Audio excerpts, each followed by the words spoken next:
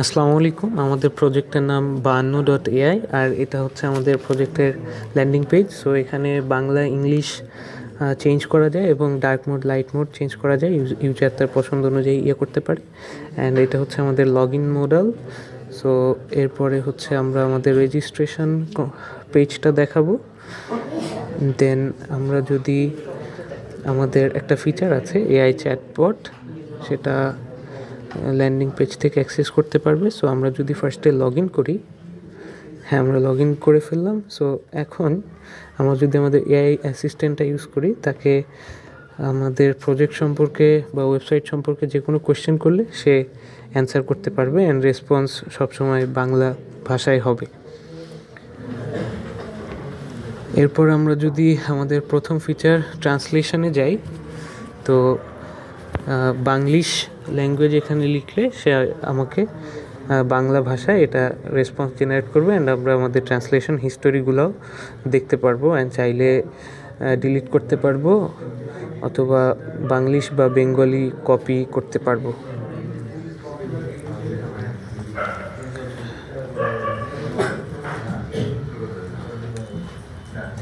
এরপর আমাদের second feature chat feature. So এখানে হচ্ছে আমরা চ্যাট হিস্টোরিগুলো দেখতে পারবো অ্যান্ড আমরা হচ্ছে পিডিএফ আপলোড করতে পারবো। পিডিএফ হচ্ছে আমরা কম্পিউটার থেকে আপলোড করতে পারবো অথবা হচ্ছে যেই পিডিএফগুলো আমাদের ওয়েবসাইটে সেভ করা আছে সেখান থেকেও আমরা আপলোড করতে পারবো অ্যান্ড ইমেজ আপলোড করতে পারবো এবং ইমেজের সাথে প্রম্পট দিয়ে সেই অনুযায়ী আমরা আমাদের বট থেকে রেসপন্স নিতে পারবো।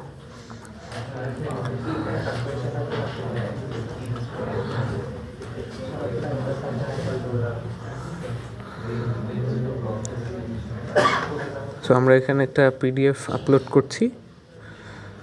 সো এখানে হচ্ছে ডেসক্রাইব করতে বলবো আমরা আমাদের চ্যাটবটটিকে।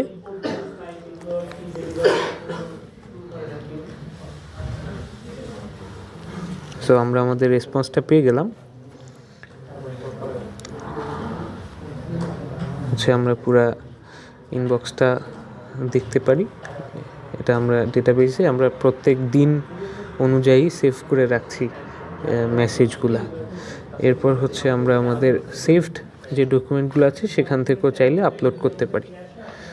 এরপর যদি আমরা ডকুমেন্টস পেজে যাই, এখানে হচ্ছে যত প্রাইভেট পাবলিক ডকুমেন্ট আছে আমাদের ওয়েবসাইটে সবগুলো আমরা দেখতে পারবো অ্যান্ড চাইলে ডকুমেন্টের ওনারের প্রোফাইল ভিজিট করতে পারবো।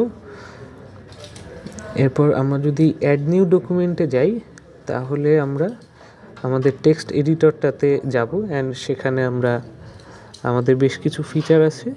সো আমরা আমাদের কন্টেন্টের উপর বেস করে হচ্ছে এআই ইউজ করে টাইটেল এবং ক্যাপশন জেনারেট করতে পারি, আমরা ইমেজ জেনারেট করতে পারি প্রম্পট দিয়ে। তারপর হচ্ছে আমরা আমাদের চেকার আছে, টেক্সট চেক করতে পারে, সাজেস্ট করতে পারে যে কি হওয়া উচিত, দেন আমরা রিপ্লেস করলে আপডেট হয়ে যাবে। অ্যান্ড ট্রান্সলেট করতে পারি, সেক্ষেত্রে আমাদের বাংলিশ ল্যাঙ্গুয়েজটা বাংলা হয়ে যাবে। আর হচ্ছে আমরা আমাদের ফন্টও ইচ্ছামতো পরিবর্তন করতে পারি যে অপশনগুলো আছে তার মধ্য থেকে।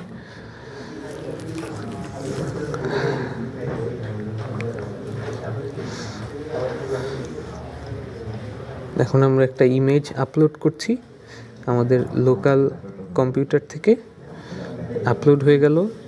তাছাড়া আমরা চাইলে আমাদের প্রম্পটের মাধ্যমে ইমেজ জেনারেটও করতে পারি।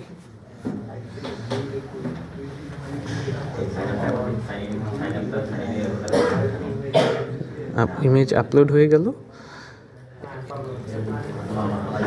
এছাড়া আমরা হচ্ছে প্রম্পটের উপর বেস করে স্টোরি জেনারেট করতে পারি।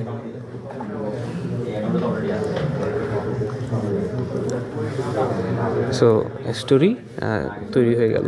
এছাড়া আমরা ভয়েস কমান্ডের মাধ্যমেও আমরা টেক্সট ইনসার্ট করতে পারি। আমরা বাংলা ভয়েস দিলে সে হচ্ছে আমাকে বাংলায় সে আমাকে টেক্সটটা পাঠাবে আর কি, ভয়েসকে টেক্সটে কনভার্ট করে সে পাঠাবে। এই যে চলে আসলো টেক্সটটা, যে বাংলার প্রাচীন একটি নদী। সো এরপর আমরা যদি সেভ করি, সেভ ডকুমেন্ট বাটনে ক্লিক করে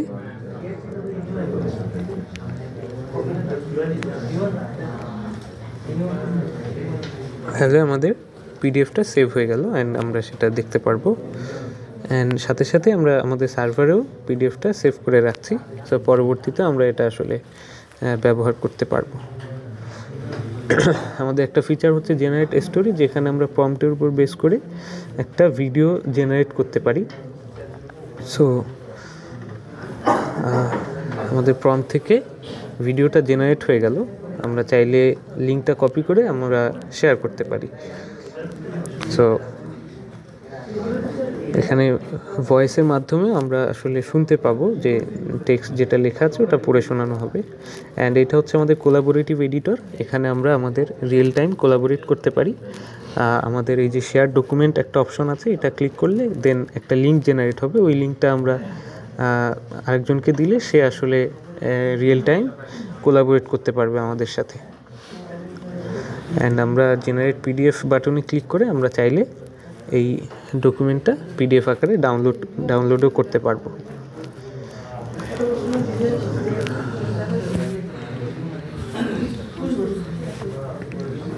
এরপর আমরা হচ্ছে সার্চ ফাংশনালিটি, আমরা হচ্ছে ইউজার এবং পিডিএফের টাইটেলের উপর বেস করে আমরা সার্চ করতে পারি, দেন পিডিএফ এবং ইউজার আলাদা আলাদাভাবে আমরা পেয়ে যাব। আমরা যে কোনো ইউজার পাবলিক প্রোফাইলটাও আমরা আসলে ভিজিট করতে পারি, সেখানে তার ডকুমেন্ট বা তার জেনারেট করা ভিডিওগুলো আমরা দেখতে পারবো। তো আমরা চাইলে কোনো একটা ভিডিও প্লে করে দেখতে পারি।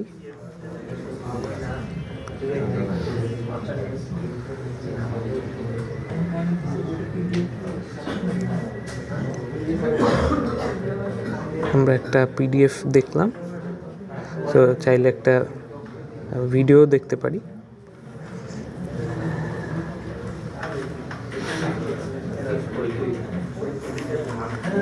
এরপর হচ্ছে আমরা যদি আমাদের নোটিফিকেশনগুলো চেক করি, এখানে ওয়েবসকেট ইউজ করে রিয়েল টাইম আমরা নোটিফিকেশন পেয়ে যাব। এরপর আমরা যদি আমাদের ড্যাশবোর্ডে যাই, সো এখানে স্ট্যাটিস্টিক্স আছে যে কতগুলো স্টোরি বা চ্যাটবট ইন্টারাকশন হয়েছে বা ট্রান্সলেশন, ট্রেনিং ডেটা, এই সবগুলো ইনফরমেশন এখানে আমরা পেয়ে যাব। আমরা আমাদের ডকুমেন্টসগুলো দেখতে পারবো যেগুলো আমরা পাবলিক বা প্রাইভেটে কনভার্ট করতে পারি। তারপর আমরা যদি আমাদের এখানে কিছু ফিল্টার আছে, পাবলিক, প্রাইভেট, অল।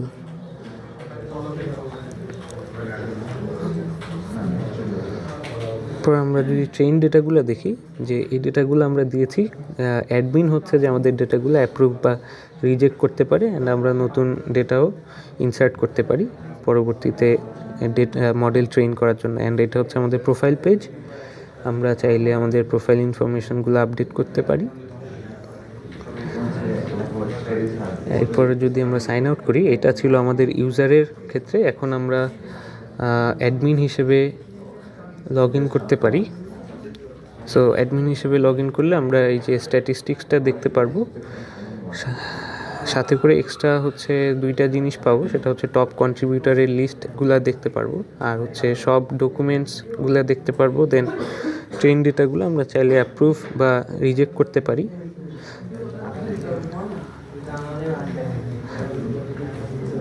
আর হচ্ছে আমরা পুরো সিস্টেমের লগসগুলো দেখতে পারবো, যে কোন কোন এপিআই হিট করা হয়েছে অ্যান্ড কে করেছে, কোন সময়ে করেছে, এই লগগুলো আমরা অ্যাডমিন ড্যাশবোর্ড থেকে আমরা আসলে দেখতে পারবো। অ্যান্ড একজন অ্যাডমিন চাইলে আরও অ্যাডমিনকে অ্যাড করতে পারেন, তো সেক্ষেত্রে আমরা ইমেল জেএস ইউজ করে তাদেরকে একটা মেইল পাঠাবো, ইমেল পাসওয়ার্ড সহ, যেটা ইউজ করে তারা লগ ইন করতে পারবে।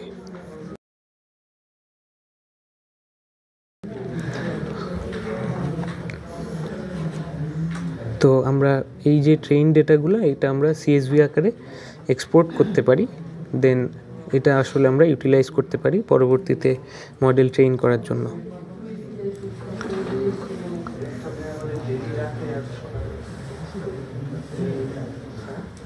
তো এই ছিল আমাদের মোটামুটি প্রজেক্ট।